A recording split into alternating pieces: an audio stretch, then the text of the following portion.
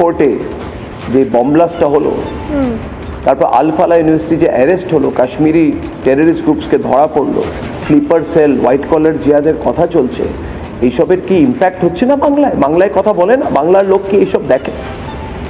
কতদিন দিদি বলবেন এই নাও ঝালমুড়ি, ঝালমুড়ি খাও ভোট দাও, ঝালমুড়ি খাও ভোট দাও? এটা চলবে না। এইটা হলো দিদির ঝালমুড়ি খাওয়া পলিটিক্স, এটা চলবে না। বেঙ্গলের লোকও খুব চিন্তায় আছে, চিন্তায় থাকা উচিত। তো বাংলার সিচুয়েশন ভালো নয় শুভ্রাংশু, ময়ূক, বাংলার সিচুয়েশন ভালো নয়। সব ভুলে যাও, পাড়ায় পাড়ায় টাকা দিয়ে দেব, ঝালমুড়ি খাও, সন্দেশ খাও, আমি দিদি তোমাকে বাঁচাবো। কোথায় ছিল দিদি আরজি করার সন্দেশকালীর সময়? কোথায় ছিলেন তুমি?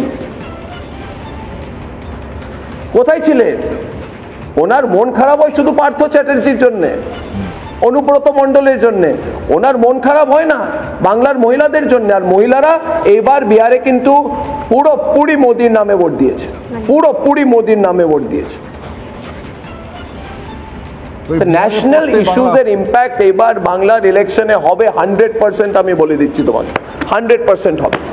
ঠিক।